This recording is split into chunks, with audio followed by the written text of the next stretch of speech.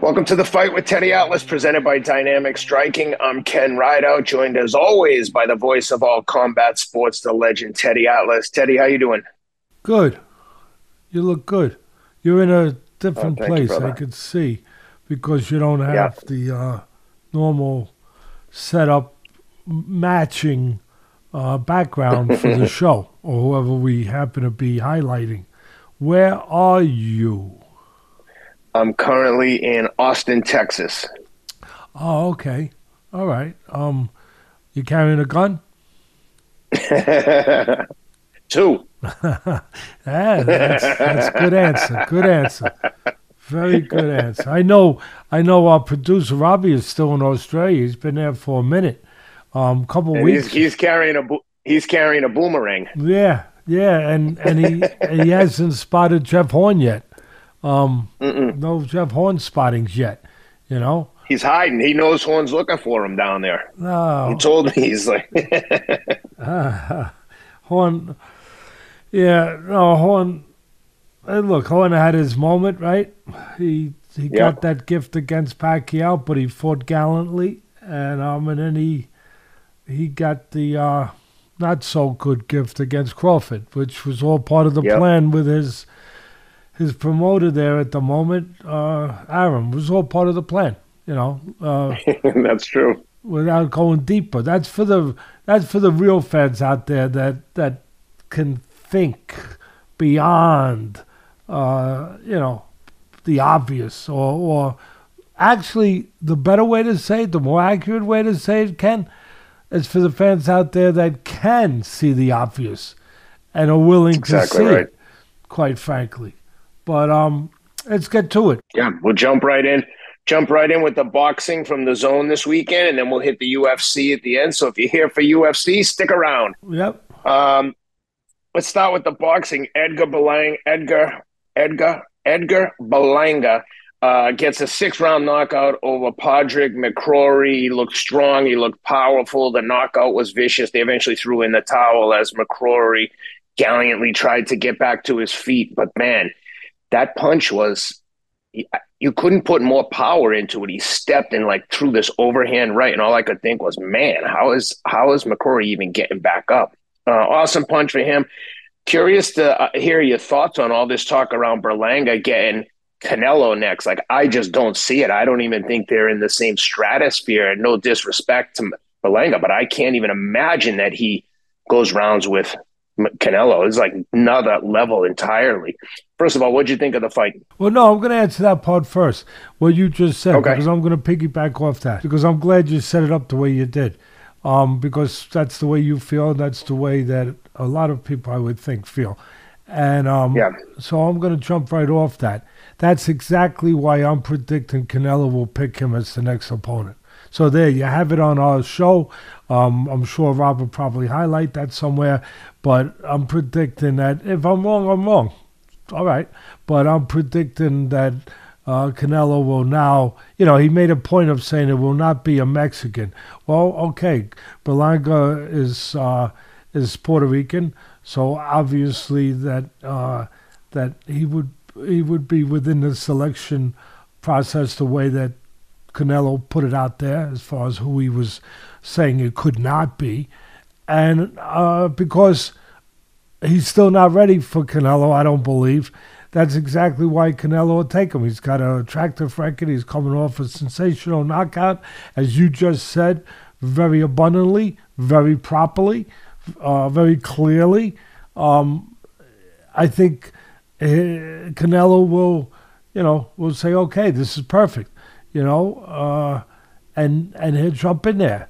Because Canelo does that. He fights a lot of guys that are not ready for prime time or past prime time. He made one mistake with Bevo. I don't think he's looking to make another mistake, quite frankly. So that's my prediction off of that. As far as Edgar Berlanga, where is he going? Where's he been? How'd he get there? How'd he look against McCrory from across the pond?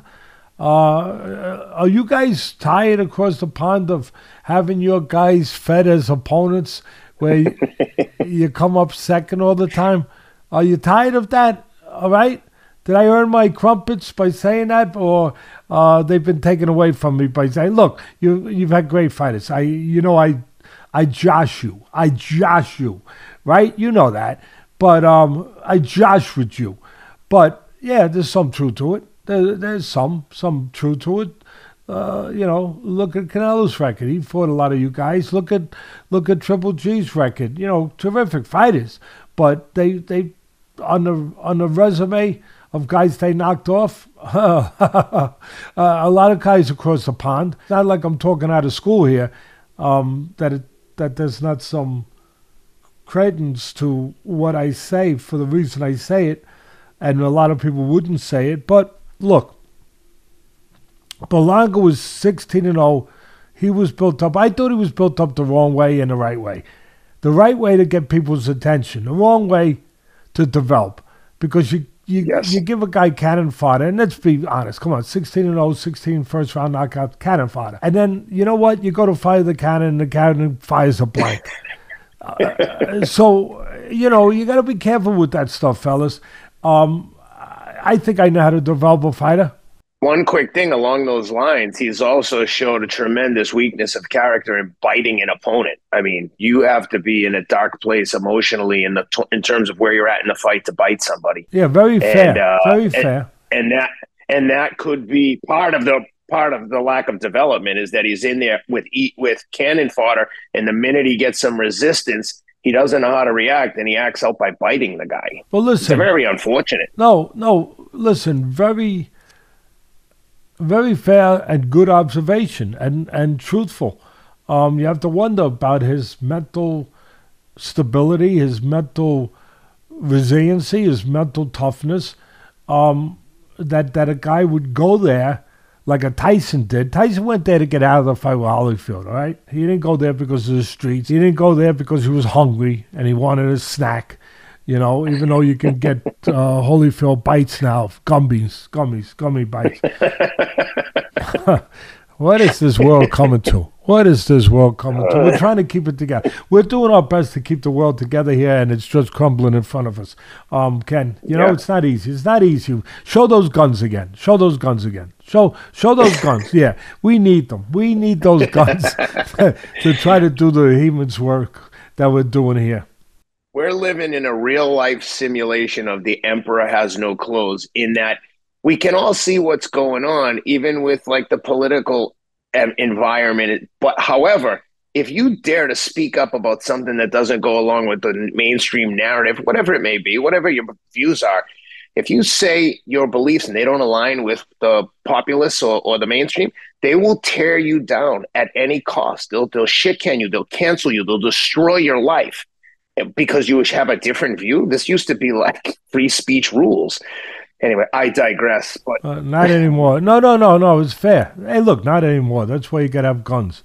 Really, and you have to have guts to say what you believe, and you got to be ready to be canceled if you say it. We're living in that kind of world right now. Look, there's one thing that you could cancel the crap out of me.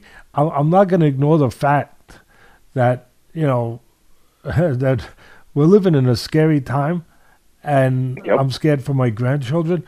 And we're good. Look, anytime you're living in a place where suddenly it became okay to rob people, to violate people, to go into a person's store that has worked his whole life, maybe from nothing, most likely from nothing, to have something for his family, and he earnestly works to do that and sacrifices to do, and you're allowed to go in there and violate him and steal his merchandise as long as it's under $1,000. Call me psycho.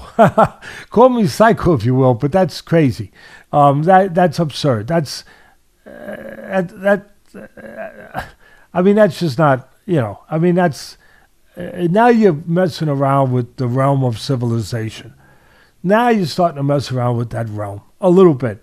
You're going to call yourself civilized when you would think that's okay to do somebody and then not hold someone accountable for it. And not to mention that, that there's people murdering people at higher numbers than ever, raping, assaulting, slashing. What about the kids who? What about the illegal immigrants that attacked the police officers in Times Square recently and were let out of jail without bail? When you're caught on video, usually, look, the bail system it exists because in our system you're innocent until proven guilty. So theoretically, everyone should get bail unless you commit a crime so egregious on tape and it's so overwhelmingly obvious that you're going to be found guilty. In which case, then bail is either astronomically high or revoked altogether. But these guys walk right out, no bail, caught on camera, hitting police officers and allowed to walk free. Unless anyway, again, I digress. No, but that's got to be allowable, Ken, if you're going to live in a lawless society. But we didn't think we were in a lawless society. It seems like we're either there or we're creeping closer and closer to it. But it would seem like we're perilously close to it if we're not there. You know, a lawless society. You know, a society where anything's allowed. You're allowed to treat your human beings in a way that we never thought, and most of us still think it's not allowable. But the people that are supposedly in charge of making decisions on accountability have suddenly taken a different stance. And look, it leads to something. The crime's up everywhere. Everywhere you look, you don't want to watch the news. I never thought I'd become one of those people. I don't want to watch the news no more. You know, you hear those people, Ken, you know, that I can't watch the news no more. And I didn't think I'd become one of them. I'm becoming one of them. You know, I don't want to hide from it. I don't want to be an ostrich, but it's like hard. Yep. It's hard to watch it. That's right. When you think of that, whoever thought that everyone knows I'm a movie buff. Everyone knows that I love to use movies, you know, to chronicle things that are going on in real life, to parallel things that are going on in real life, right? Because movies do. Yep. They do. Whoever thunk it, right? That old movie, what was it, 40 years ago, Ken? Whatever it is. I'm trying to remember at the time he was the... You know, he was the guy that did a lot of the action movies. What the heck was his name? Was it Kurt Russell? It might have been Kurt Russell. I'm not sure. Bruce Willis? No, I think it was Kurt Russell. It wasn't, you know, Bruce Willis. This was before Bruce Willis. Anyway, the name of the movie was Escape from New York, where they basically put a wall. Oh, yeah. They put a wall around New York and basically made it a giant... you know, prison asylum. Yeah. I mean, where everything was allowed. Everything went. No rules, no laws, you know, everything allowed. Look, let me escape from that for a minute and get back to boxing. You made a good point, Berlanga, where he bit somebody. That's usually a sign, like I was touching on earlier, when Tyson did it was to get out. It's not to be more vicious. It's, you know, it's usually a sign. The mildest word I could use for that is frustration. But you could also, it's fair to put in weakness. There's a component of it that's weak, of your makeup that's weak, and rather than face what you got to face in a way that, you know, we believe you need to face things, whether out in life, whether in a ring, that you need to face it head on, even if it's very difficult, especially when it's difficult to face. That's the test of one's character. And when you deviate from that, facing it in a way that most people face things and is expected to face things, when you deviate from that, you're escaping. You're showing a weakness. And he also showed a little bit of that in the McCrory fight. When he threw the elbow. See, you know, he threw an elbow on the inside when he hadn't been in control of the fight yet. And that was along those lines. It shows that a guy hasn't developed yet in the area where he completely can depend on himself.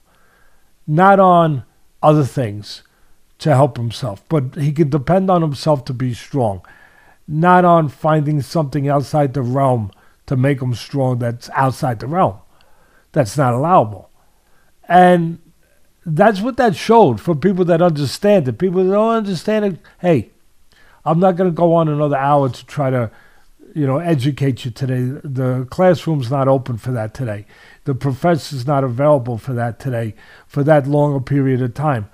All I say is when you purposely go and get 16 opponents where your guy can knock them all out in the first round so you can start 16-0, you're doing three things. One, you're bringing attention, which you want. You're doing the Mike Tyson thing. You want to separate yourself from the pack. And there's a lot of good fighters out there at 160, 168. So you want to and young ones. You want to separate yourself from all of them. And you do. What you also do is you set yourself up for problems in other ways. Which they went through. You set yourself up for where, when you finally step up in competition, which after 16 fights they did with Berlanga, you're not going to knock guys out like that. And you're going to get 5 straight decisions, which I think was good for him, without a knockout, and then people are going to get down on him. Just the way they got up on him when they saw 16 straight knockouts in first round, now they're going to get down on him. And people were down on him. Oh, this guy ain't nothing, this guy, which is not fair. But it's the reaction. You could expect it. Oh, that's not fair. This isn't, he's not that guy. Of course he wasn't that guy. Most people aren't that guy. Of course it was smoke and mirrors to a certain degree. Of course there was a little David Copperfield stuff mixed in there, sleight of hand with the opponents. But he took his criticism, and I think that it served him well. First of all, when he got his 5 straight decisions, he started learning the things that he should have been learning in his first 16 fights. How to be steady, how to control himself, how to depend on himself, how to use his other tools other than land a punch and go home. And so he started to get the lessons in those 5 fights that, he didn't get for the first 16 fights. And valuable lessons. Valuable experience that has served him. I think he's developed. I think he's gotten better. Like Munguia. Munguia is still a work in progress. He's got a world titles. He's got 40, almost 50 fights. He's still a work in progress, still raw. I actually think Berlanga is more developed, more polished in those areas of technique than Munguia is. That's interesting. I would have thought the exact opposite. I'm curious to hear your thoughts on that. Not mentally. Yeah. Mentally, he's not as developed as Munguia. Munguia is becoming a beast. He's really together mentally. He's got a hell of a chin. But Munguia is not as developed or polished, the word I used, from a technical standpoint. He's not as sophisticated in that realm as Berlanga is. And interesting. But the most important realm, Ken, is to get developed in the mental realm. And that's where right. Berlanga still has to develop. But he has gotten better. Those 5 fights have done its job to develop him. But they also picked the right guy. I said it on Pro Box, the show that I do with the former world champions, really smart guys, Paulie Malignaggi and Chris Algieri. I do that once a week, where I predicted, we all made our predictions. They all picked McCrory too. They all picked McCrory to lose, which they all did the same thing. I picked McCrory to break the string of not having a knockout for Berlanga. I thought Berlanga would finally end the knockout drought with McCrory. I just felt that McCrory was vulnerable in that area. He's 35 years old. He's getting his first really big fight. I've seen him hurt. His one big fight before this was against a fellow Englishman, whether it was Irish, English, it don't matter, from the United Kingdom. I'm trying to remember his name right now, but solid guy, but a guy who he beat, but who hurt him in a fight. And when I watched the tape, He hurt him on the inside, and I realized McCrory's not a good inside fighter. He's mostly a fighter on the outside, looks to land the big right hand, use the jab, get separation, a game guy, tough guy, but was vulnerable, and especially on the inside. I thought that Berlanga would have an opportunity to hurt him on the inside, which it turned out he did. And like I said, end the drought of not having a knockout. But I also felt that when he was getting those 16 straight one-round knockouts, that you run the risk, as I said, of not learning the things technically you need to use and learn to fight the better fighters. Also, like I said, you give people an excuse to get down on you. Oh, now he's fighting.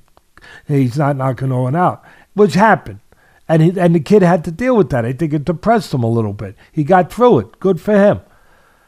But the mental realm, like I touched on and you touched on, Ken, the most important realm, that you stagnate in that realm. When there's no resistance, you don't learn how to deal with resistance. And that's what life's about. Forget about boxing. Life. Dealing with resistance. I have a saying in boxing. I said it on the Joe Rogan show years ago, where a fight's not a fight until there's something to overcome. And I stick by that saying. A fight's not, up to then it's an athletic venture. It's an exhibition of sorts. But same thing with life. Whatever you're going through. Life is not a fight. Boxing is not a fight. A fight is not a fight till there's something to overcome. Then you find out what kind of fighter you are, or if you're a fighter. Then you get tested. And everyone gets tested. Eventually, in some phase, in some form. Friendship gets tested.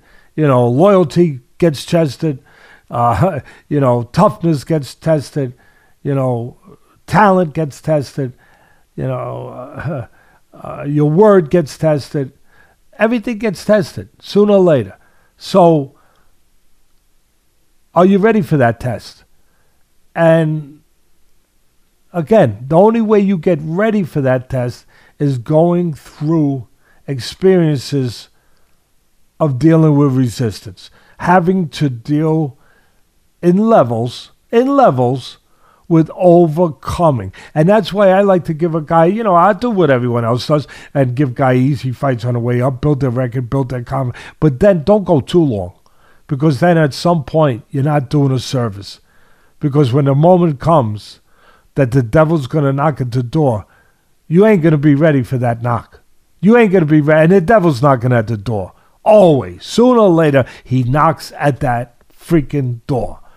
And your job as a trainer, as a manager, promoter, is to get him ready for that knock. And the first 16 fights didn't do that. The next 5 helped him. And now he'll continue on that path. I like Berlanga. He's not the puncher that the first 16 fights made him out to be. He's not that. Somebody might say, well, they did the same thing with Tyson. Yes. But Tyson was that puncher. He was that puncher. He was knocking out sub-level guys. But then when he got in there with some better guys, he still was knocking them out. He still had the power. His problem was he didn't develop emotionally and mentally for the resistance when he finally ran into somebody he could knock out. That was his problem. But he did pretty damn good, right? He's one of the greatest heavyweights of all time. He did pretty damn good. At the end of the day, Berlanga can do pretty damn good. I don't think he's ready for the top guys yet. One of them being Canelo. Obviously, Benavidez would be the other. There's a few of them I could go through. I think he needs a couple more fights. Let him mature a little more. Let him find himself a little more. Let him know he can depend on himself a little more. Let him become more consistent. What do you think about this? If you're making the decisions, or if you're in charge of deciding what he does next, would you It would be hard, I would imagine, to turn down. I'm making up 10 million to fight Canelo. What do you do in that case? Do you take the money, or do you push for a potential to meet him later and down the road and potentially win? Or do you take the money knowing that it's too soon? I get asked to go to colleges, the NFL. I get asked to talk. I talk to NFL teams. I talk to different pro teams and other, amateur teams, and but all different levels. And I'm fortunate enough they asked me to speak on pretty high levels. I get asked to speak to top college teams, and this is going to answer your question. I think in a most practical, fairest way you can, with common sense. I'd love to say, "Oh no, you wait a little longer."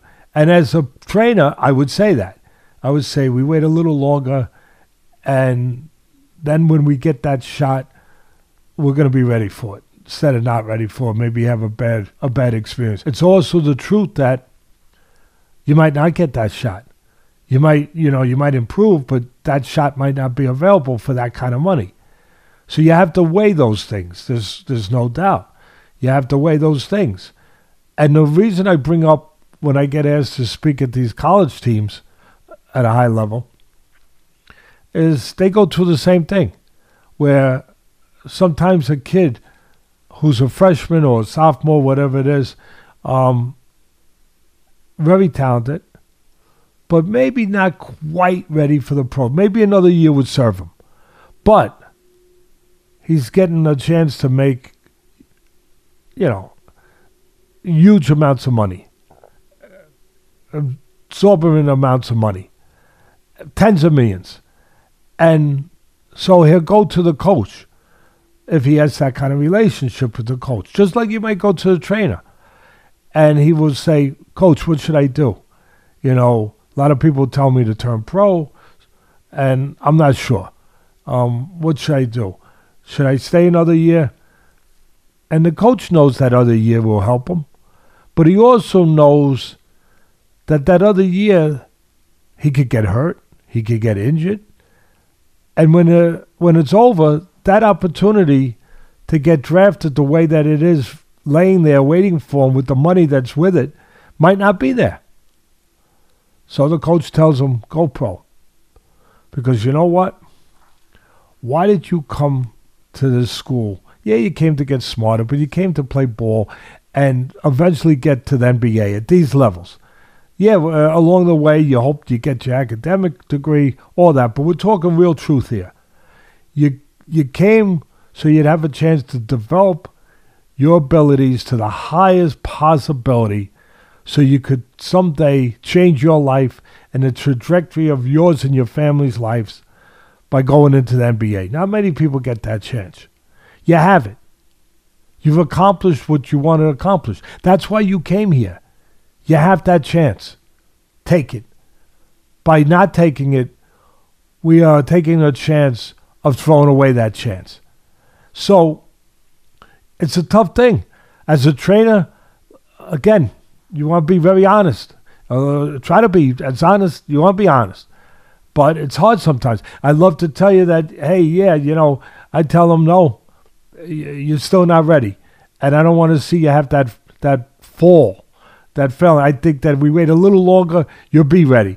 But, yeah, you might be ready, but that 10 million or whatever it is might not be there. So, you know what? Most likely, you take the fight. Not just for your side. I know some people say, yeah, sure, you want that 10%. All right. But no, I think I can honestly say, well, I know I can, whether people believe it or not, I don't care. That's always up to the individual. But I can say that money has not forced me to make those decisions when I think that it should be an alternative decision. In many cases throughout my life and career so far. Well, I can say that having been around you in multiple different situations, business, professional, athletic, etc. If someone asked me, would Teddy do this for money? I would say he'd probably take death versus compromising his integrity for money. So I can vouch for you. I know for a fact that you wouldn't take money. I've seen you turn down a lot of money. I just think that at the end of the day, we're all human. We get tempted by it, but then what we do is what we obviously is locked into what we are and what we want to be, what we do. But we're all tempted to do it. I mean, we wouldn't be human. We all want to do that. I want to do that. But at the end of the day, I also want to have, a comfortable reputation of myself. You said something. You said something recently when you were losing weight, and it stuck with me. And I think about it frequently whenever a tough decision comes up. You said, "When I'm trying to lose weight, I think about how am I going to feel as soon as I'm done eating this." And I think about that so often, especially after dinner. If my kids are like, "Dad, can we have cake and desserts?" Usually for the kids, if they've trained that day, like it played sports or something, or they've been active, I say yes. But for myself, I think, yeah, I want that. But I know that if I eat it, then I'm going to immediately look at my wife and be like, why'd you let me eat that? And she'll be like, I told you not to. But I think about what you said, and it works. I just think, how am I going to feel when it's done? I'm not going to feel good. I'll just think about something else and get my mind off this obsession with sweets, for instance. But I think that works for everything. Taking money for a shit job, you're like, yeah, I'll have the money, but I'll have to know that forever that I took that, even though it went against my integrity or it went better judgment. There's certain things that just, I don't know, they have a longer shelf life. Yeah. And money for me doesn't have the longest shelf life. Yep. I mean, it's great. Don't get me wrong. You need it, unfortunately. But it doesn't have the longest. What has a long shelf life is the way you feel about yourself. And money can't. That's exactly right. Money can't buy that back for you.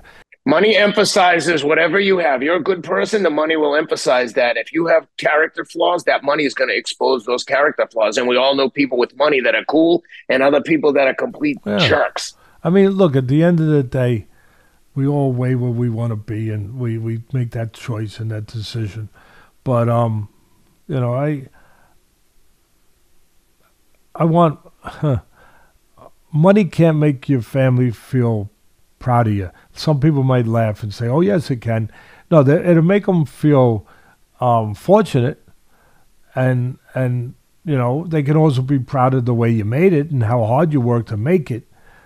But the only thing that I think can really, truly make your family proud is knowing that you're just a person that makes decisions based on really, based on things more important sometimes than money. That are based on, we all make mistakes, but that you try to make decisions based on ultimately what betters you as a person and what betters the people around you. And look, sometimes you got to make a decision to make money to better the people around you. But you try to make those decisions understanding that, as you said, you want to feel right about it the next day and many days afterwards. That's right. You want to feel right. You want to try to make decisions based that you can believe in later on. You can continue to believe in. And ultimately, if you use that metric, you're usually doing pretty good. If you use that scale to weigh things, or that method, you usually be in a pretty good place. That, like I said, I can only speak for myself. I've walked away from a lot of money, but I've still been fortunate. I've taken care of my family, and I have something that money can't buy. At the end of the day, I have their respect, and I think you earn that.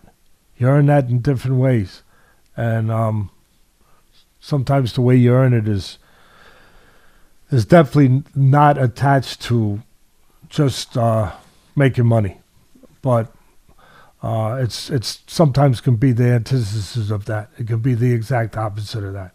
So as far as the fight goes for Berlanga, to me there's two parts of him from an offensive standpoint that are his strengths, and he's got to use one of them a lot more. His jab. He's got a good, straight, hard jab. He doesn't use it enough. When he uses it, it makes a big difference. It sets up his right hand, like most fighters. It sets up his left hook. It sets everything up. And it keeps the opponents from getting into a rhythm.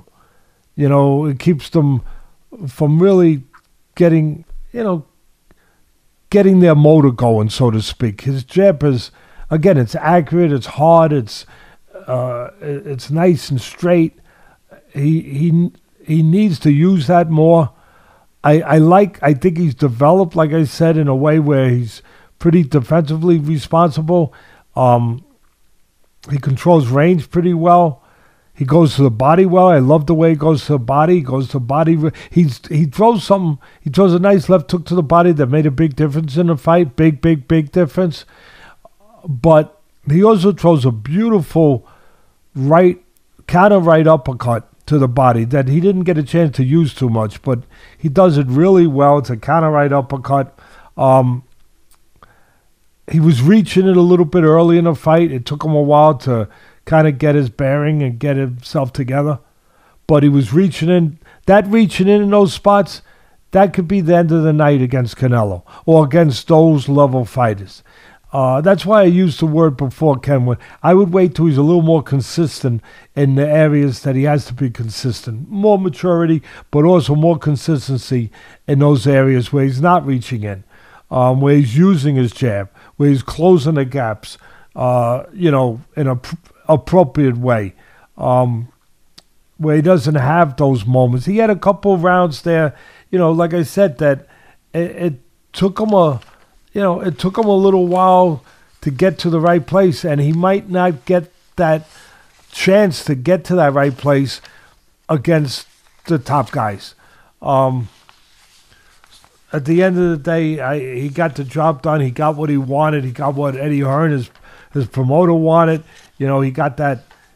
He got that ESPN highlight clip. When they used to put on the highlights on ESPN all the time. I don't know if they still do that, but he got that highlight clip, and that's great. I don't know that it's going to do him a lot of good when he fights someone like Canelo or Benavidez or those kind of guys. I don't think they're going to be spending a lot of time being awed by the highlight clip, but it did the job they wanted to do. It made him, again, a guy that's now being talked about in the junior middleweights. It's making him, a legitimate player now, where they can do what they have to do from their end. Like I said, my prediction is Canelo probably. I think I have no news that he's doing it, but I think I'd be less than shocked. I'd almost be shocked if Canelo didn't say, yeah, I want Berlanga now, for the reasons I said at the very outset. Because he realizes he still needs more time.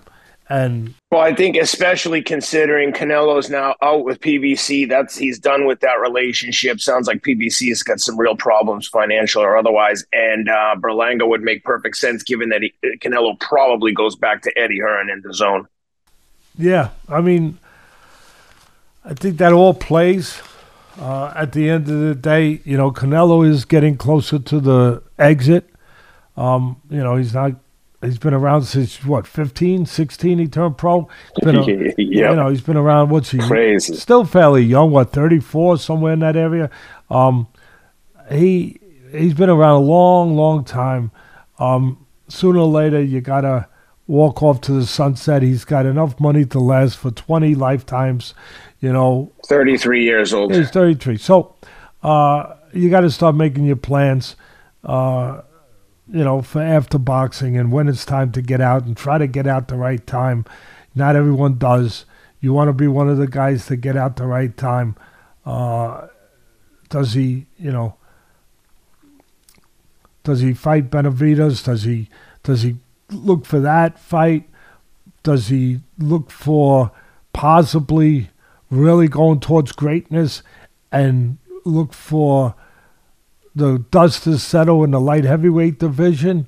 You know, he went up there once. He got burnt. He lost. But does he wait for the dust to settle there against Benavidez and Bivol a little bit and then take on the winner there? I mean, that would be somebody's looking to really stamp their legacy. Not that he doesn't have a great legacy already, but really, really put yourself in Mount Rushmore, of fighters to be able to do something like that, and of Mexican fighters. So anyway, Berlanga's in a mix. Do a countdown to Canelo calls him out. One other thing that I just wanted to throw in there, Ken. He made this statement, it won't be a Mexican. So if we hold him on that truth, for my pick would be Berlanga, as I already pointed out, and why. But it's a funny thing because just a week or two ago, maybe whatever it was, a few weeks ago, I was thinking that I could see it being Munguia for the same reason that I see it being Berlanga. Because Munguia, I think, as I pointed out, I like Munguia, but he's still raw in some areas. He's still a work in progress. He still needs to get a little polishing, if you will. But he's got 40-something fights. He's undefeated.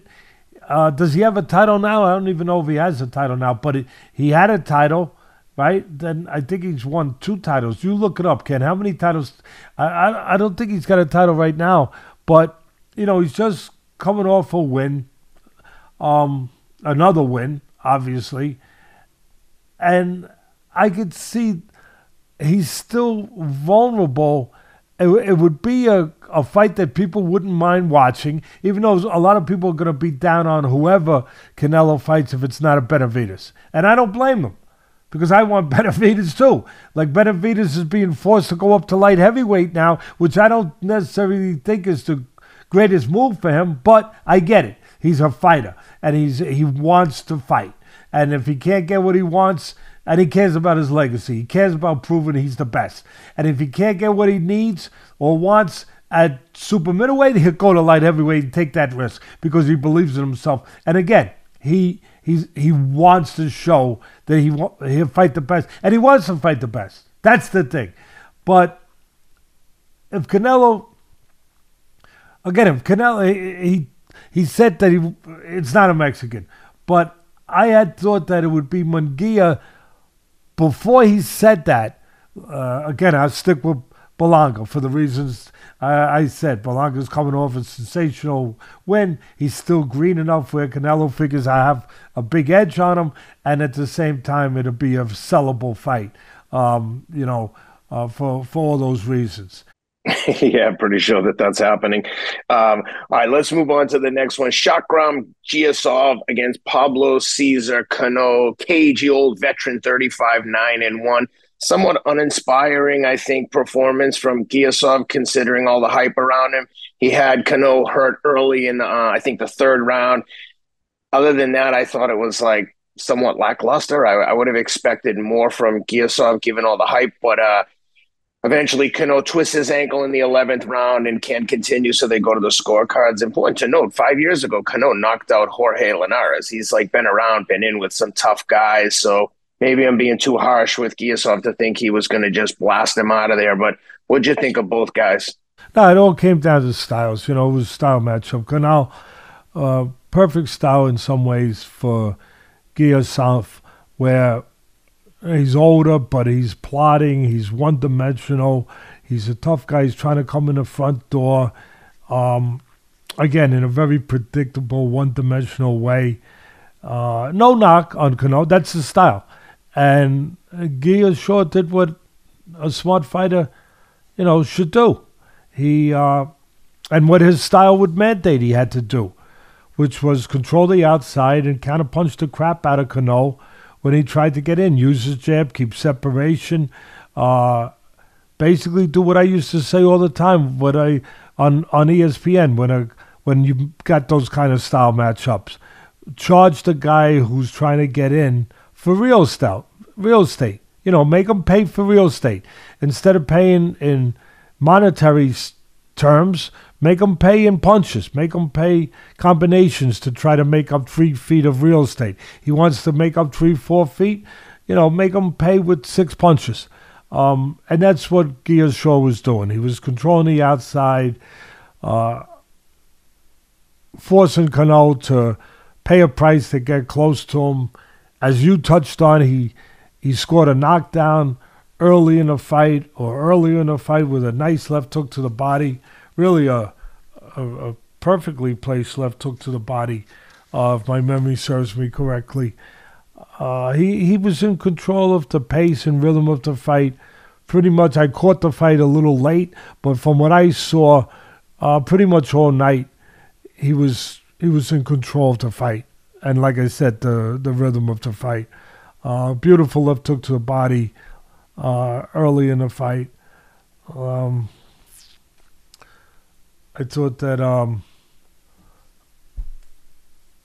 thought he may have escaped. It's funny. He got credit for the left hook. He scored a knockdown. I mean, how could he not get credit?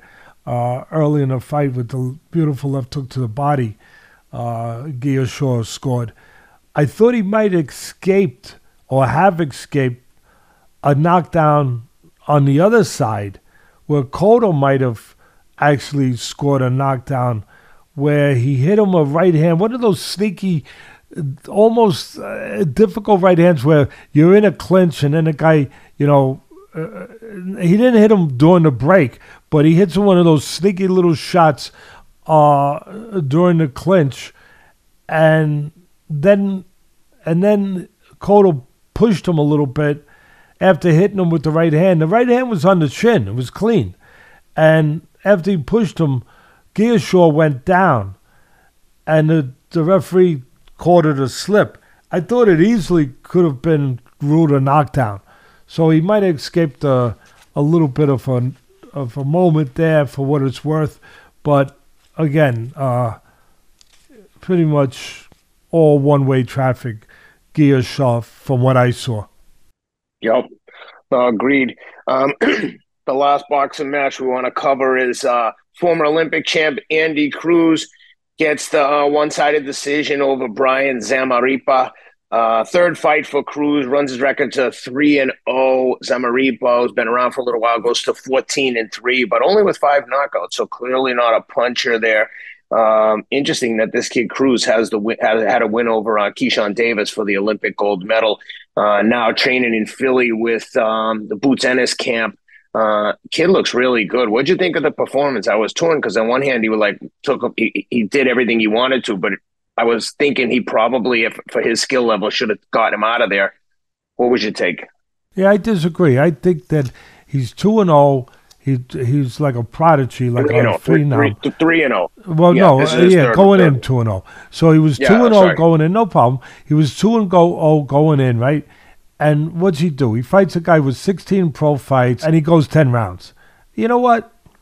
I give him credit for that. I don't think that it's any disappointment at all. I think it's only accolades for him because, again, you got to judge everything on its merit.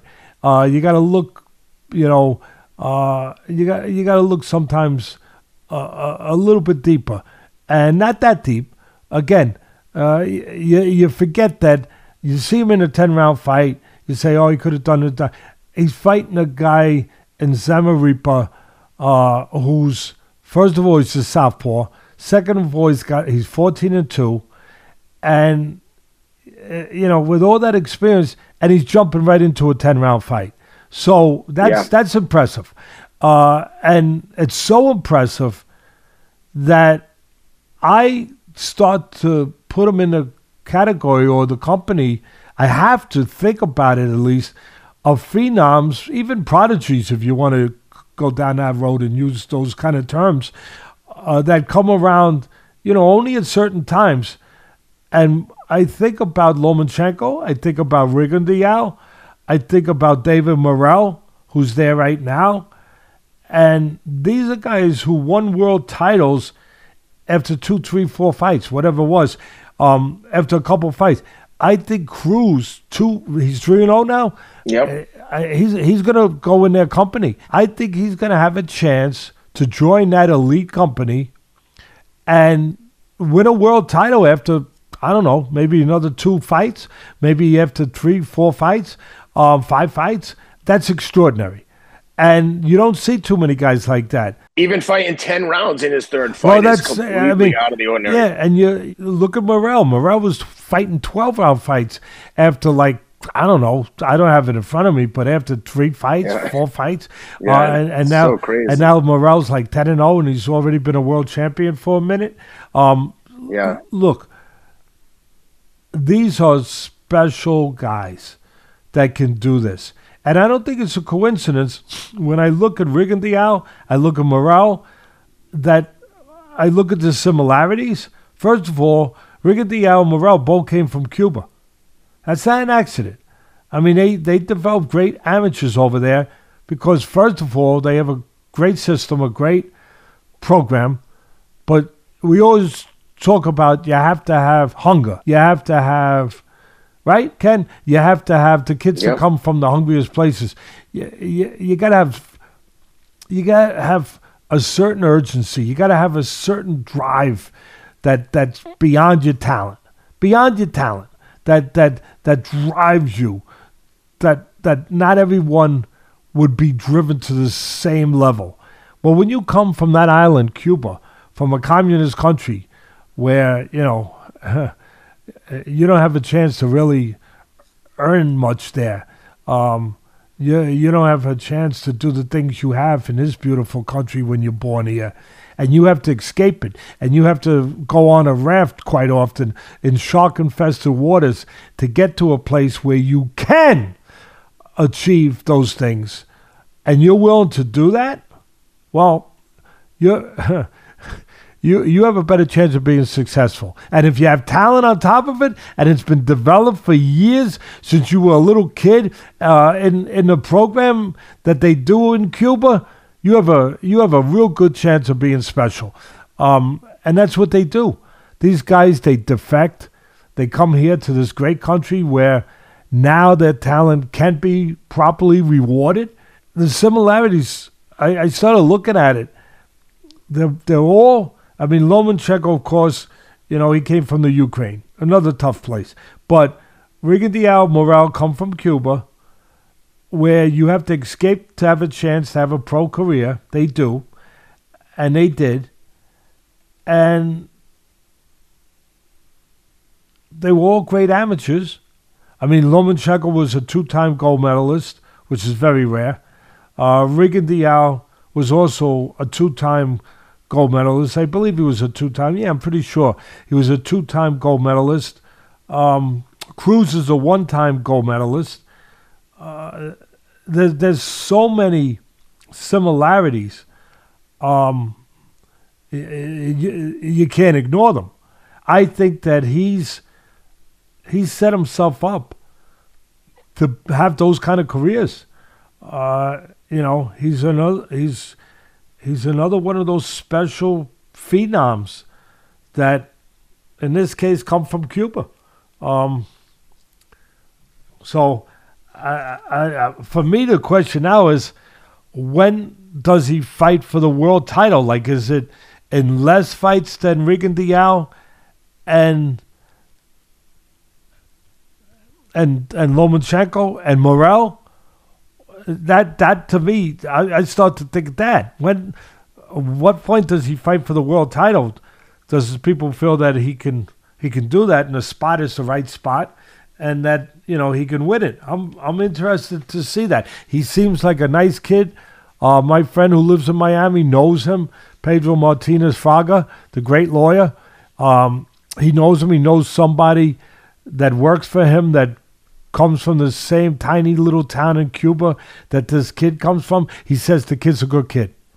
So I'm going by that. I don't know the kid, but he says he's a good kid. He's a good, humble kid, and I like what I saw.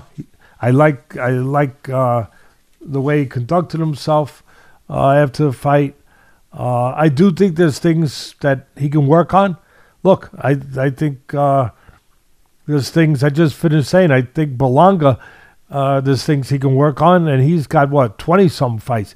This kid's got 3 fights? Yep. Yeah, I think it's fair to say, Ken, there's a couple of things, he could still work on to get to where he wants to get to. First thing I would point out for anyone who would be disappointed in him fighting this guy and going 10 rounds, if anyone else there was disappointed, his opponent, besides having 16 pro fights versus his 2, not an easy opponent to look good against, Zamarripa. He's tall, long. He used his legs on the outside. He moves, then he picks spots suddenly to punch. Not an easy guy, really to A, to look good with, and B, to fight. Yeah. And what made it even more difficult, Zamarripa, because of that style, he doesn't engage you much. He fights very defensively, looking to survive a lot of times. Like I said, changing range, making you constantly, where the pressure's on you to constantly try to close the gap. Cruz was very patient. He didn't reach in, he didn't fall in. He took the little steps, very under control all the time. Didn't fall into those where a lot of guys would have fell into being over anxious. He didn't let that happen. He kept his defense tight, moving his head, taking little steps, gradually getting to the, closing the gaps. I thought in the 6th round, he started to catch up to Zamarripa, closing the gaps more and more. I like the way that he's got that explosive ability with his legs to close gaps really quickly, which he did with the lead right hand a couple times against his southpaw. I like to see him get a little bit more educated with his combinations, expand on his repertoire, if you will, where he's got more of a variety, where he can develop more of a variety of placing punches in different areas, where you're placing them to very specific areas depending on the situation, instead of just throwing them. Sometimes I see, he's got quick hands. Sometimes I see where he's just throwing the punches, letting them go. And, nothing bad. But for a guy like this, that I think the sky is the limit, let somebody start teaching him how to, again, throw more educated combinations that have destinations already figured out, where you want those destinations to be, instead of just throwing the punches and figuring it out, on the spur of the moment, instinctively. So I'd like to see that. I'd also like to see him incorporate some a little bit more feinting.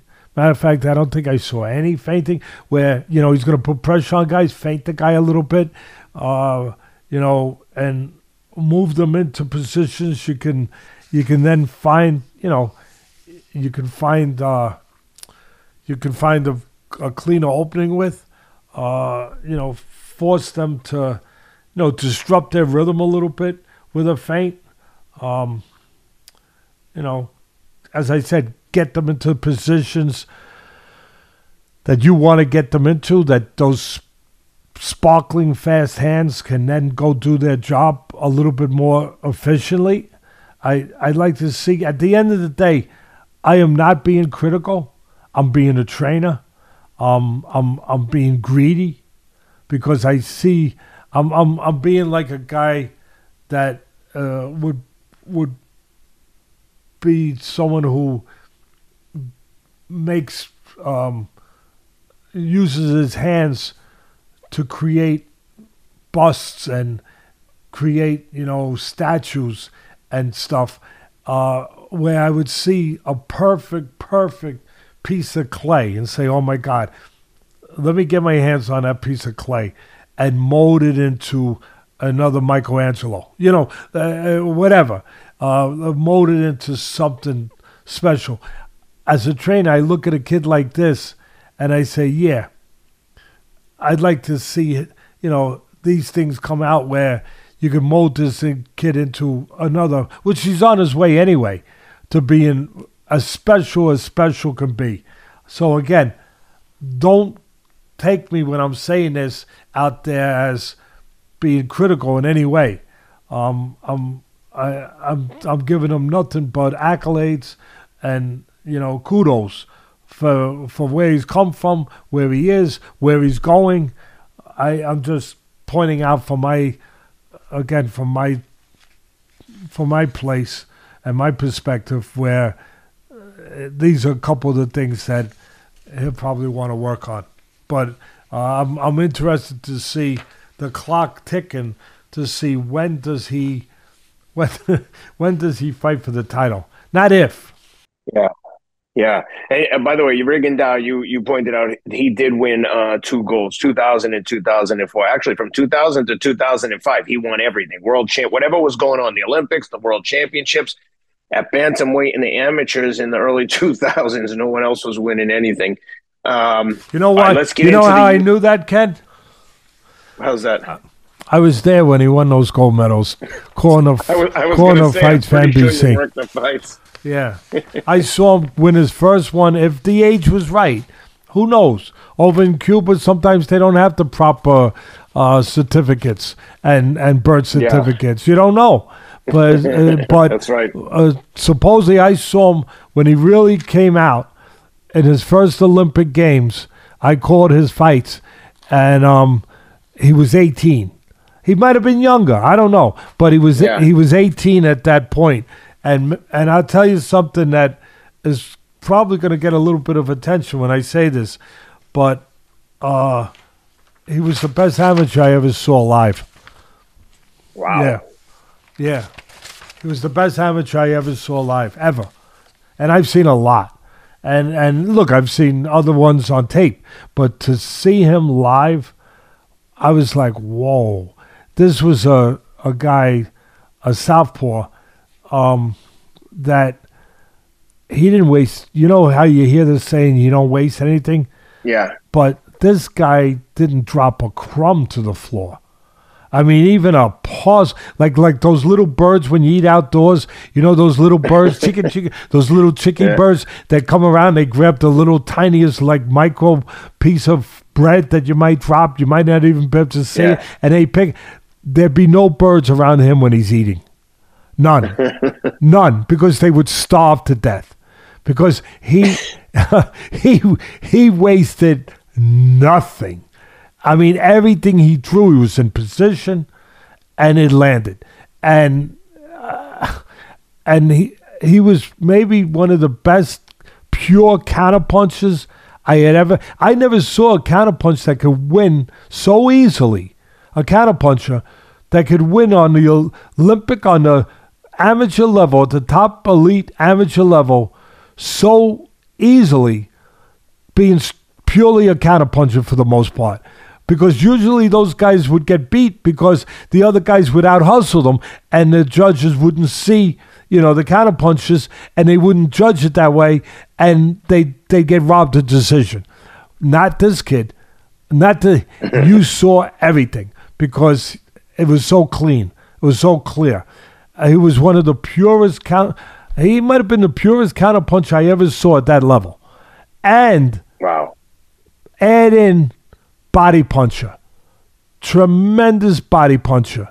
And he could punch. He had power on top of all that.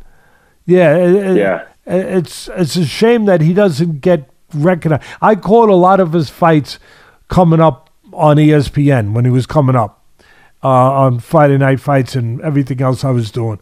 But it's a shame he doesn't get he gets it, but I don't know if he gets his due and his flowers, if you will, to the level that he really deserves it. Because at the end, he was old.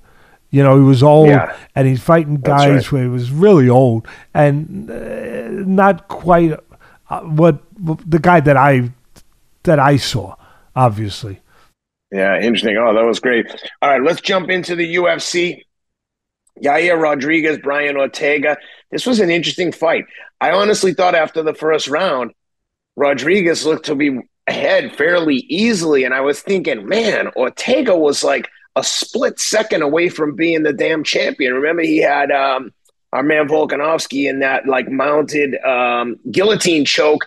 I mean, just he was a split second from being the champion. I thought Rodriguez was taking him apart at the first round, but my God, Ortega showed incredible heart and toughness to turn it around, win the second round with pure jiu-jitsu, and then in the third to just almost effortlessly take Rodriguez down, ground and pound him, and then transition almost. It looked too easy the way he transitioned into that arm triangle choke, and then just got off to the side and sunk it in as tight as you can get it. And it was beautiful to watch if you're a jiu-jitsu player, hard to watch if you're a Rodriguez fan, because it didn't look like he offered much resistance once he went for that choke. How'd you like it? I have to start here where you said it right. Extraordinary toughness. We see it with all these UFC. It's all levels, always is, but we see all of them. If you're not tough, you have no business applying for work at the UFC. Applying for work as a plumber and never having turned off the water in a house. Yeah, or you have a problem with water, with puddles, So his resiliency, his toughness, that level of toughness won the fight for him, and his level of jiu-jitsu and, his skill levels in those areas too. But really it was his mental, what we talk about so often. It was the mental aspect of it. It was his level of mental toughness, and not just toughness, but ability to just believe that he'd find a way. Because it was shown, and he was tested in that area, not during the fight only, but before the fight started, when he was jumping up in the air to warm up.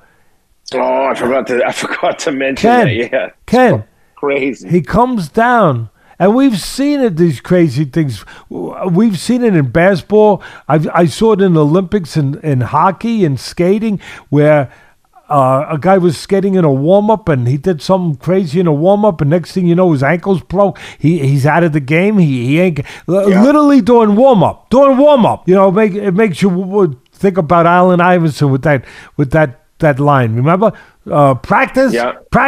We're talking about practice. And the coach, Jim Mora, practice.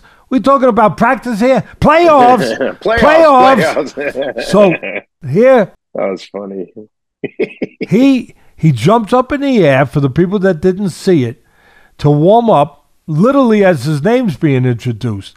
And he comes down and twists his ankle. You can see it. The ankle buckled. Bad. Twisted it bad. And like I said, crazy. We've seen these crazy things. I've seen an NBA player one time doing warm-ups on the court before the game. He got hurt. He's out. We've seen it in the NFL where a guy literally was warming up, ankle or something, out, not playing. I mean, just crazy. People are like, they can't believe, like a non-competitive injury, a non-compact, what do they call that? Non-contact injury. Yeah. My son is always telling me about those that happen in practice sometimes, in the NFL, which is the scariest thing to happen.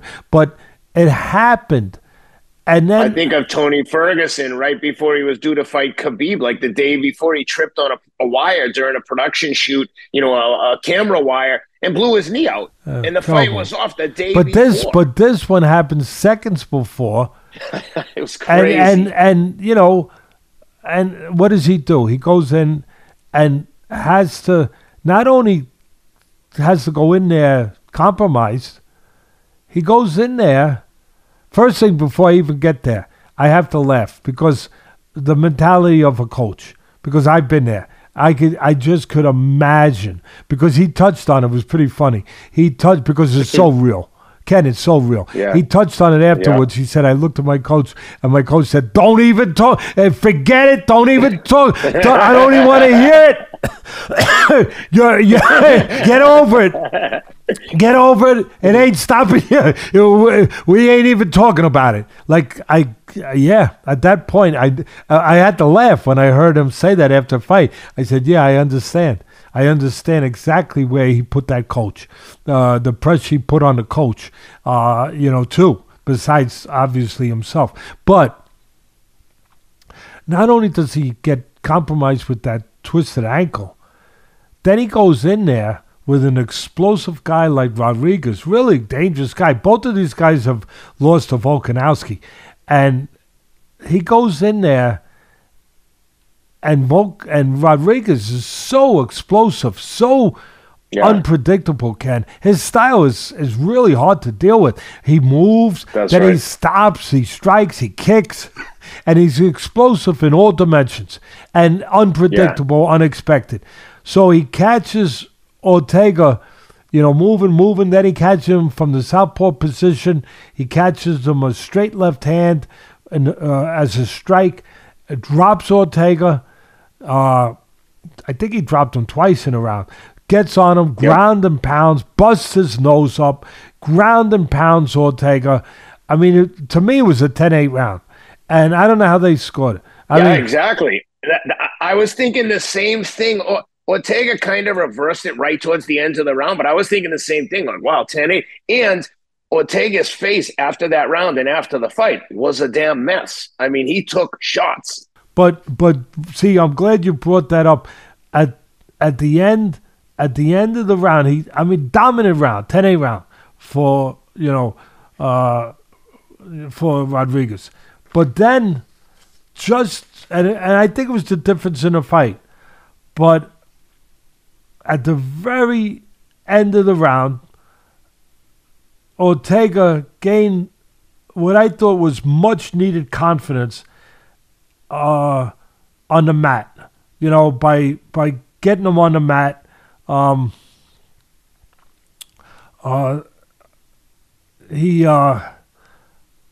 trying to remember because I'm looking at my notes I don't want to be off, but he grounded and pounded him. He avoided Rodriguez, to his credit, he avoided the triangle hold by T-City when T-City got him to the ground. But T-City, Ortega, of course, who's famous for that triangle hold that he gets most people out of there except Volkanovski, which was extraordinary on Volkanovski's part that he survived that and then wound up winning. But the end there, Ortega getting to the mat, gained him really, really just such needed confidence after a terrible first round, spraining his ankle, the whole thing. It gave him just what he needed. More important than the water he was going to get when he went back, to the corner. More important than any speech he was going to get, which is very important. Just getting a chance to stabilize things and to get to his geography place at the end of the first round was so important. It really was. It was kind of like it was like a guy in a gun battle, and he's been wounded, and just before he gets off the street, into a place of safety for a minute, somebody gives him another clip to reload, where he was pretty much out of bullets, and he gets a chance to reload. He's been shot, he's been injured, but now he's got a little bit of a protective place that he can rest, and he's got more bullets for the chamber. That's how I looked at it. He needed that. And second round, Ortega, his corner, did a great job. They told him to come out backing up Rodriguez. not giving him the space, because I really related to that, because I related to where I have a fighter boxing somebody who's unorthodox, who's unpredictable, who's all over the freaking place, drive you crazy. And you can't lay back on him, because then he'll pick spots to be unpredictable, to come out of nowhere, bam, boom. You got to put some pressure, smart pressure, behind the jab, tucked up defensively, but you got to back him up. You got to put pressure. You can't leave him the space to just do as they do. And I saw that. You could see it right away, where the corner of Ortega told him, back the guy up, behind the jab, and he did that. He didn't give him the range, to explode on him, and then he got him to the mat. And of course, Ortega on the mat is like a fish in water. Now he can breathe. Now he can do what he has to do. But Rodriguez survived it on his back without taking too much damage. I had it 1-1 after 2 rounds, but the first round, like I said, was, for me, it was a 10-8 round for Rodriguez. At least I thought it was. The second round, great comeback round for Ortega, like I said. Third round, Ortega, again, he got the geometry that he wanted on the floor, on the mat, and he finished him. Just great comeback for him after that first round. Beautiful, masterful submission, obviously on the mat. He's just so good and dangerous on the floor. Again, great job. As I said earlier, showed great courage and toughness, perseverance. My God, strengthens his ankle, warming up. And then he goes and, you're already going. I mean, can you imagine that, Ken? You're already going into the den with the lion, right? That's tough. Yeah. That's tough. You know what I mean? You're checking, you're saying, okay, do I have my knife? Am I alert? Did I slap myself in the face a couple times? Because when I walk in there, the lion's going to start being a lion, and then just before you walk into the cage, you lose your knife, it drops, and it goes right into your foot. You know what I mean? Yeah, that's right. It stabs your foot, and yeah. Anyway, I thought it was just another, besides the fight and learning about people and giving you another lesson in human nature and how strong we can be if we dare to gear ourselves and mandate ourselves to be that strong, which most people never do, and never could do, or would even dream about doing what it takes to do that. But I just thought on top of all that, it was like a billboard for UFC of why these guys, why we watched them, and why they're special. It was like Ortega. It was a billboard. Ortega was on the billboard. I sprained my freaking ankle, and then I'm trying to walk. I'm walking like a gimply on it, and I'm still going into the lion's cage. Yep. Well, that was an awesome fight. Super entertaining. Let's talk main event. Brandon Moreno against Royval for the second time.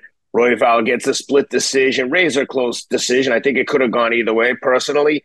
Royval gets revenge after losing that last-second TKO loss to Moreno in the first fight.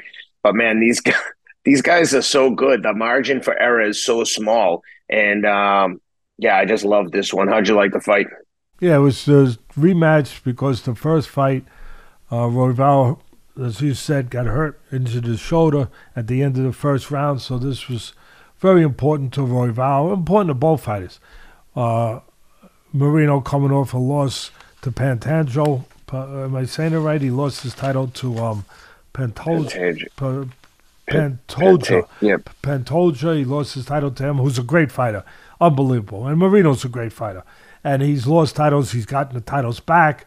he beat the great Figueiredo a couple times. I mean, he's fought all monsters. He's a monster. He's a babyface assassin. He's been on our show. I love him. He's very special. And but Royval, before the fight started, I looked and I just made a note to myself. He is really locked in mentally.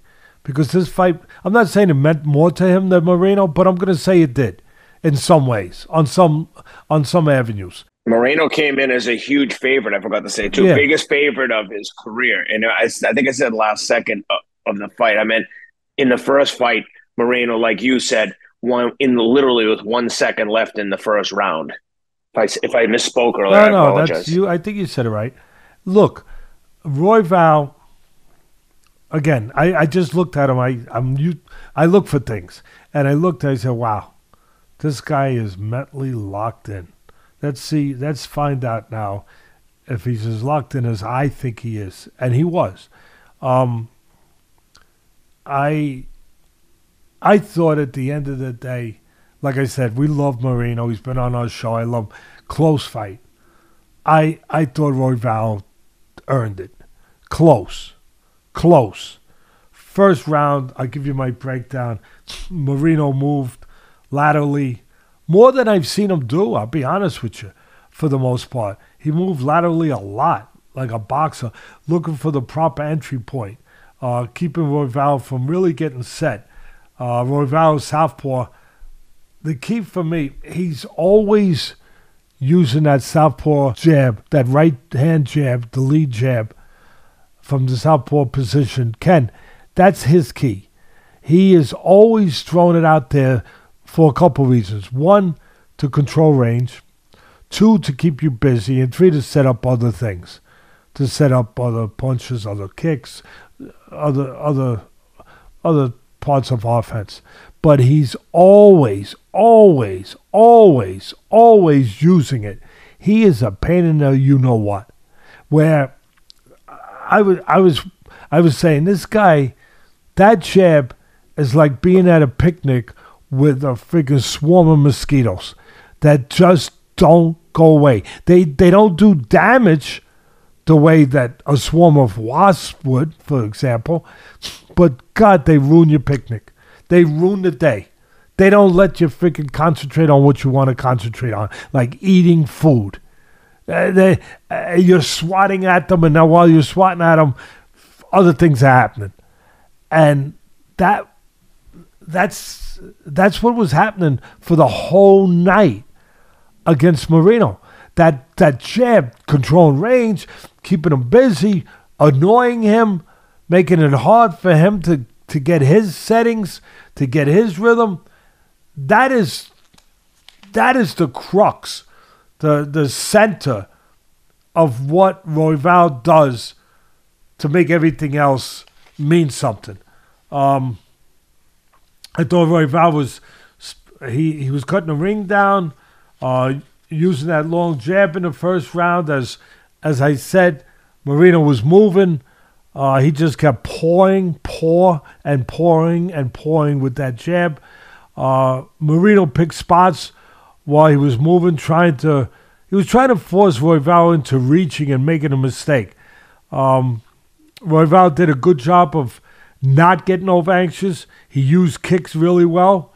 I thought he might have taken the first round. So I had it 1-0 Royval. Maybe. Very close. Second round, Royval uses the lead kicks really well. Beautiful strike in the second round with the right hand by Moreno. Right hands land against southpaws. Sometimes he landed a nice right hand. He set it up beautifully. He bent low, and he landed it high. Royval was consistent with his southpaw jab again. That's him. But the halfway point of the second, I thought Royval set up a nice counter.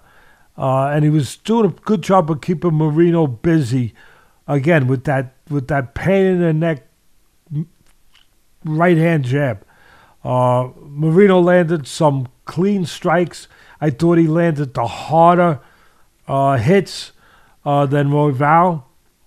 But like I said, Royval did a good job with the kicks. But then Moreno got Royval to the mat. Very close second round. I'll go with Moreno, but again, very close. So third round, Moreno moving again, looking for spots to enter. Again, that long jab of Royval, always there. Moreno had him on the mat for a second. A low kick on Moreno in the third. Low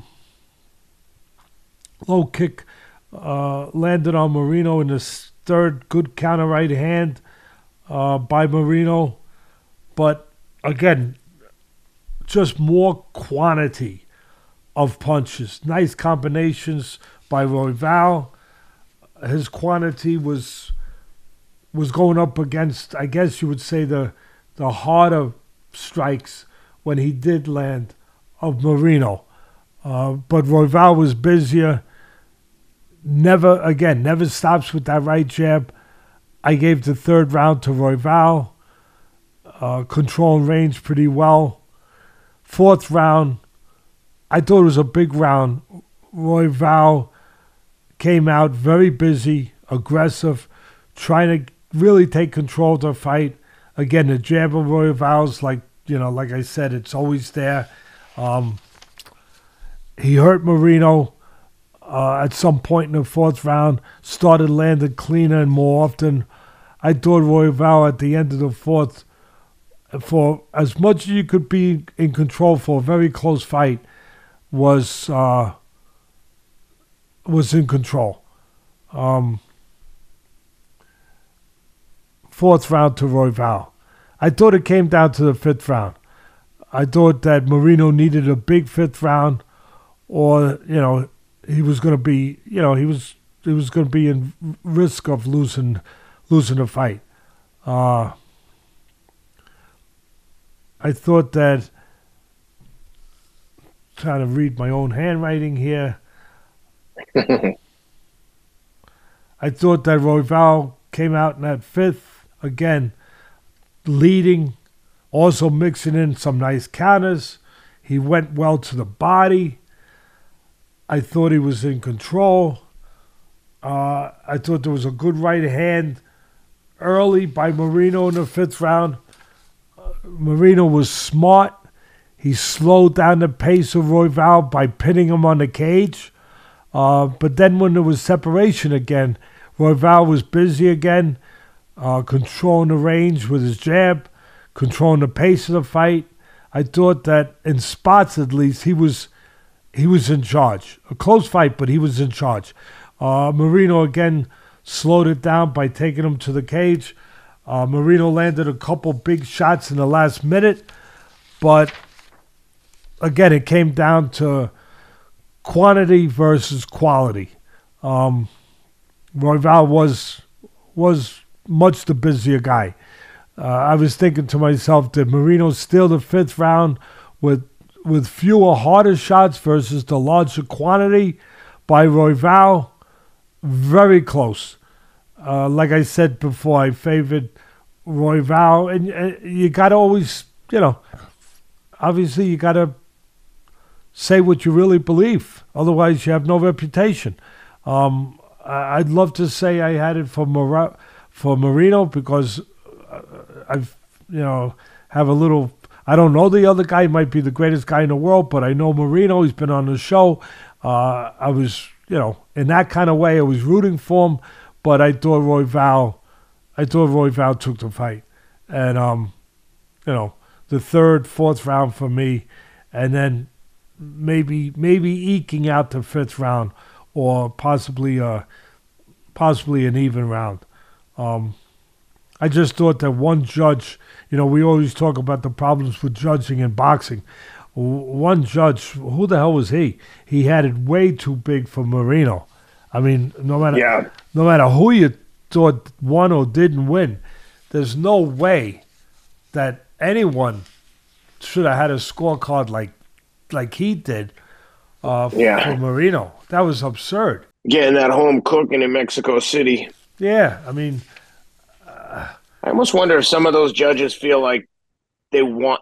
I think at times they give the decision that they think that the promoter might want. Given the fight in Mexico, maybe they're thinking, oh, "I'll bet you the UFC wants Moreno. He's very marketable." You know what I mean? I wonder if that comes into play, and they want to get invited back to the next card. yeah, but then you're not a pro. Then you've compromised. And then there's what you just described is a human, obviously a possibility of a human nature temptation that can tempt people. They want to be comfortable. They want to be liked. They don't want to be the guy in a foreign, hostile environment, if you will, that doesn't go for the favorite guy, the guy that everyone wants to. All of that can be human quality, but at the end of the day, there's something called character that is supposed to, is supposed to overcome that. Supposed to. It's a big word. Big word, supposed to. Big word. But it's supposed to overcome that. So what you just described, which is very likely impossible and it happens, is a nice way of saying the guy's corrupt. Yeah. Okay, so I said it. There it is. I said it. Good. Go ahead out there, you whatever you people are in your underwears in the basement, and go ahead. Go and have fun. Go and have fun. Go ahead. All right. Well, that does it for the UFC. Let's jump over to boxing. Obviously, a lot of big announcements coming up and have come out.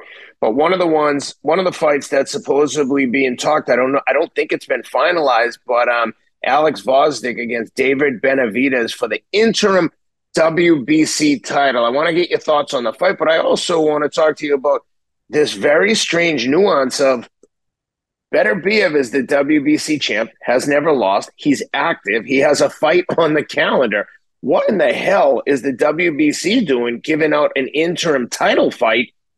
Just like they're just making it up as they go. And needless to say, Beterbiev's, I think his trainer, John Scully, was like incredulous about it and called out Suleiman on when Suleiman, the president of the WBC, John Scully, just we want to always be clear here. He's not his main trainer. I think he works with Beterbiev sometimes, but his main trainer, the guy from Canada, he deserves credit. I don't want to take anything away from that guy because he does a hell of a job. He's got a hell of a reputation in Canada. He's probably the top trainer in Canada, or has the reputation of being with the top fighters in Canada. He's the guy. He's the main guy. I maybe you have his name there. I can't think of his name offhand. Yeah, I'm gonna get it for you. But alongside Mark Ramsey, is Mark Ramsey is the main guy. But I mean, before we get to the possible fight, what do you think about this? I mean, are you as surprised as I am that they would announce an interim title while Beterbiev is active and the current champ, undefeated? Like what? And fighting potential unification fight against Bivol coming up in June? Ken,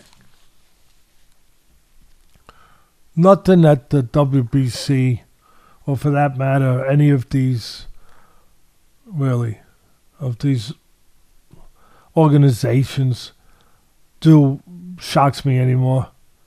None of it shocks me anymore. If they, I mean,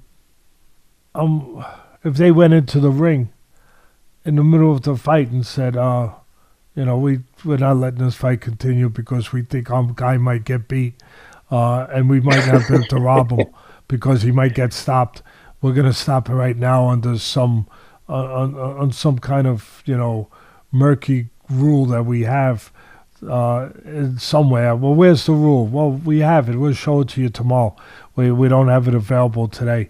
But if they were to do something, and I know I'm talking in an absurdity here, I get it, but I'm purposely talking in an absurdity here because that's the belief and confidence I have in these organizations. None. Well, actually, I shouldn't say that. I have a lot of belief and confidence in these organizations to do the wrong thing, to do the thing that doesn't make sense, to do the thing that makes sense for them. Whether it's an allegiance because they're getting a lot of money from the guy and their sanctioning fees, they have a good relationship with the guy. They that kind of situation, which, they all look for the sanction fees. It's always about, follow the money.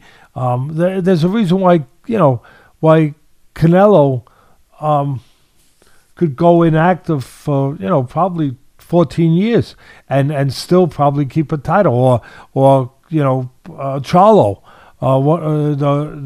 the bigger Charlo was inactive for 2.5 years, and he didn't get any striptease done to him that's done to other fighters. There's a striptease done to other fighters, not to him. And there's a long list of them that I can't even go down right now. So it's not on the up and up. They make up their rules. They do whatever's convenient for their business, for their salvation, for something that's going to keep them in the black instead of the red when it comes to making money. It's not complex. It's simple. It's they have the ability to do it. They do whatever's going to serve them and serve the people that they want served. So, it takes away from the credibility. It hurts other fighters. Takes away from the credibility of the sport. That's why I'm still fighting for a national commission, which you guys could go out, look. Ken could tell you how to find it, and sign the petition if you feel. Yeah, the link will be in the show notes. Yeah, if you feel so inclined. But look, at the end of the day, they are getting ahead of themselves a little bit, but right now in the light heavyweight, you got Bivol and Benavidez. Tremendous fight. And the only reason it's being made, it's got nothing to do with the organizations. It's got something to do with a guy named Turki Alashika as the head of sports and whatever other part of his title is over in Saudi Arabia, is throwing a unworldly amount of money all over the place. You got an unworldly amount of money where you live in a place, Ken, where everywhere you walk on top of money. That's a lot of money. That's a lot of money, Sam. A lot of money. Everywhere you walk, there's money. It's called oil. And everywhere they walk, there's oil under their feet. And they're able, and look, I call things as they are, that I think they are. I remember there was a point before where people, Ken, was trying to say, oh, this guy should be the face of boxing. Oh, no, this guy should be the face of boxing. No, Turki Alashika is the face of boxing right now, whether you like it or not, because these fights that couldn't be made because the promoters were too greedy to get together to make them. There wasn't enough money for them to satisfy them.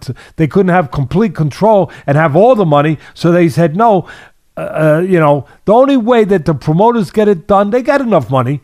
The only way they get it done over here, if you got fights that you want, but there are different promoters have the fighters, and they got to go across the street to make the fight, and they don't want to. The only way it happens is like a Pacquiao and Mayweather happened, but it happened way too late, 5 years too late. That's the problem. Now some of these fights are happening because of Turki Alashika,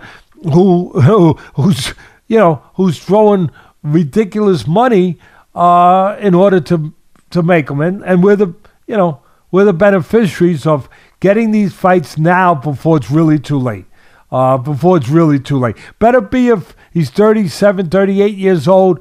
He's getting close to where it's going to become late a little bit. But I don't think he's there yet. Not the way he looked in his last fight or so. So a very interesting fight. And then of course you got the super middleweights where I would love to see a consolidation of the titles, just like they're doing in the light heavyweights. A lot of talented guys in the light heavyweights. I would like to see the same thing done at super middleweights, and that would mean Canelo and Benavidez. That's what that would mean. But right now, Benavidez made an announcement. I guess that's what you want to talk about, Ken. He made an announcement. Yep. That he's going to, I think they even made a date for June, where he will step up and fight Alexander Gvozdyk for the right to fight the winner of Bivol and Benavidez. Am I laying that out the accurate way? That's exactly right. That's what's being talked online and seems to have some credibility. I think, like I said, even Suleiman tweeted that out. Well, if you want my feelings about it, Alex online said that terms have been agreed. So I don't think it's finalized, but it seems to be very close. I'm sure it is. Look, if you want my feeling on it, my feeling is this: give a lot of credit to Benavidez. I don't know if he knows exactly what he's chewing off. I might have a better idea than he does, being that I had trained Gvozdyk, but I give him a lot of credit that he's going to go up from, he's a big 168 pounder. I know, I get it. But he's going to go from that division where he's a dominant force, and he's beaten everyone there except Canelo pretty much. He's a dominant force. He's going to go up now to another weight class, light heavyweight class, and take on a very dangerous, a very good, qualified, beyond qualified, a world champion opponent. A guy who was a world champion, his only loss, guy who was a bronze medalist from the Olympics, from the same camp as the great fighters Usyk and Lomachenko, from the same stable. He's going to go up to light heavyweight, again, take on a guy whose only loss was to Benavidez. He was beating him going into the 10th round, and he ran out of gas, which is my fault. Which is, I would take responsibility for that.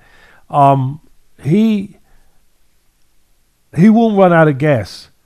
I don't believe now. I think he's had a few years now, Gvozdyk, to think about it, to form a certain resolve in him to come back.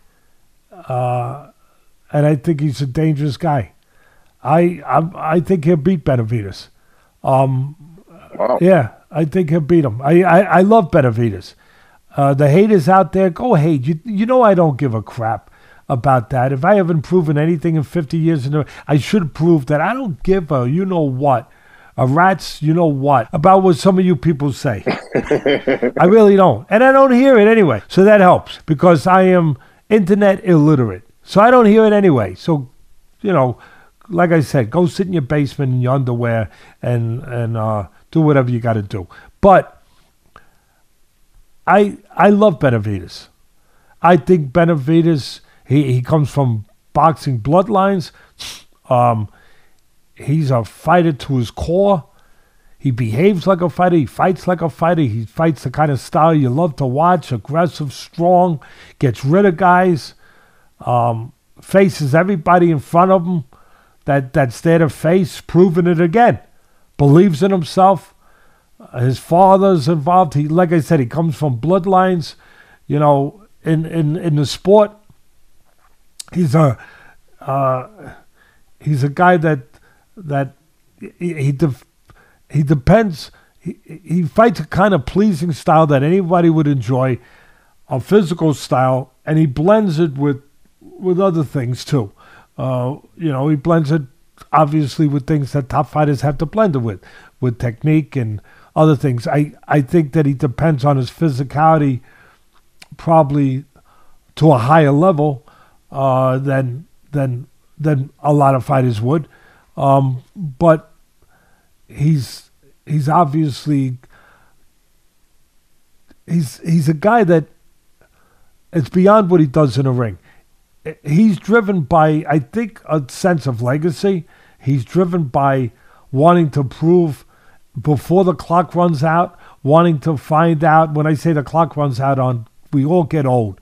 I think he wants to find out how good he could be. I think he really, truly wants to leave his mark on and his legacy on boxing. And I think that's why he will take on such challenges. He believes that he'll beat Gvozdyk, and then he'll be in line to fight the winner of Benavidez and Bivol, and believes he'll win that, and that will be his legacy in the sport. I think he's connected to both Mexican and American heritage, where he wants to leave his mark in both places. As a great American-Mexican fighter, with that great heritage of the great Mexican fighters, and obviously on the sport overall as an American fighter. But I think that, I don't know that he's aware. I don't know if he cares to be aware, but I don't know if he's aware of what risk he's really taken with a naturally bigger guy. Again, a guy who was a world champion, a guy who defended his world title, a guy who lost, only loss was to Benavidez after he was winning late into the fight. If he's not prepared for that, he would get a rude awakening. I'm sure he will be prepared for it, because he's going in there with a guy who is going to give him fits, counterpunching the crap out of him, or looking to counterpunch the crap out of him when he comes forward. Also, will be able to push him back in spots too, when he needs a guy who can use his legs to give angles, to set traps, but mostly a guy who believes he will beat him, a guy who's a fighter at core, not just a good boxer, not just a guy that has good skill sets and good technique, which he does. He's technically very solid, Gvozdyk, but a guy who also has the same thing that all top fighters have to have, and the same thing that Benavidez has, and that Benavidez knows he has and is dependent on. He's got a mental toughness, and a lot of people might really miscalculate in that area. They might really count him short in that area of how mentally strong and tough Gvozdyk is and will be in this fight. And if he's counting him short in that area, he's going to find out that he counted him short in that area. Again, it's very early. For the haters out there, I'll finish with this. Again, I like Benavidez the way I just stated it. I like what he represents. I like the way he's overcome certain things in his life. I like the way that he fights. I like the way he behaves as a fighter. The way that he's proud to be a fighter, and he's not afraid to put that on the line in the ring against anybody. I love him in those ways. Love him. I think he gets beat by Gvozdyk. Interesting. Well, that was a thorough breakdown, Teddy. One thing I forgot to mention earlier is you mentioned that I was in Austin. I've been traveling a lot. I was out in Eugene, Oregon, training with a guy called Cameron Haynes, who's a famous bow hunter. And one of the things that I always pack when I'm traveling, athletic greens. Hey, before you go any further with those athletic greens, I'm so glad you brought that up, because what was I watching? And I made I thought to myself about the product that both of us use and that Rob uses too. And by the way, Rob, I'm talking about that you shouldn't count somebody short or judge somebody short. Rob gets judged too short here. You get all the accolades as the great marathoner, and you deserve them. You deserve them. Your time, you're the master world champion, 50 and over. But Rob, he's not chopped liver. All right, he ain't no chopped liver. He's a damn good. He's a marathon champion too. He won the Huntington Beach Marathon last year or the year before. And 2:30 marathoner. And he uses athletic greens. So obviously we're speaking. We're not just throwing stuff out there. We're speaking with. That's right. With with experience with what we're talking about and proof of the results that you get. And the thing I wanted to add in was I just happened during the fights, the UFC fights the other night, I saw Athletic Greens as part of the commercial. And when I saw it, it made me think there's a lot of course, we're doing our part talking about it, but there's a lot of UFC fighters that also use that product. And there's a reason. That's all. Third party tested, safe for sport, meaning no cross contaminations with any potential PEDs. This is as clean a product as you're going to get. It's the all-in-one green drink. You take a scoop, mix it with water in the morning. It tastes great. Drink it down. As I've always said, it's like your body's insurance against any compromises to your immune system. Especially when I'm traveling. Sometimes I'll take it twice a day, in the morning and then after a workout in the evening. But it's made from whole food sourced ingredients. Like I said, it's the green drink, a green powder. I think they worked with maybe 75, 100 different doctors to develop this product, and it's made from 75 whole food sourced ingredients, as I said. But this is the real deal. Get all your vitamins and minerals from real food sources. Go to athleticgreens.com/Atlas, and they'll send you 10 of the travel packs for free with your first purchase. Again, athleticgreens.com/Atlas to take advantage of the 10 free travel packs with your first purchase. Shout out to Athletic Greens. Teddy, that's a thorough breakdown. We covered all the boxing and the UFC from the weekend, talked about some of the upcoming fights. You got anything else before we say goodbye? Let me think. No. I think we covered everything. I just want to tell everybody out there, we talked a little bit about life. We always do. And we talked about society a little bit early on, about some of the misfortunate parts of what's going on. Very misfortunate parts about what's going on in society. We didn't get into political realms. We got into common sense realms. That's it. And I'll leave with that. Use common sense. Forget about Democrat, Republican. Common sense. How do you want to live your life? You want to live your life in a civil way, in a way where you treat people good and you get treated good? That, to me, everybody should be in that party. Whatever that party is, I don't know the name of it. We say common sense, but then again, we get reminded that common sense ain't so common. So I don't even know. I don't even know if there's a name for that party. Maybe that's it. Maybe it's just a good old party of human race. Be a part of the human race. Be a part of that, the good part of the human race. Be a part of that party. That's all I would say. God bless everybody. All right, guys. Thanks for being with us. Please like and subscribe the video on YouTube. We appreciate you guys, and we'll see you next week. Have a great one, everyone.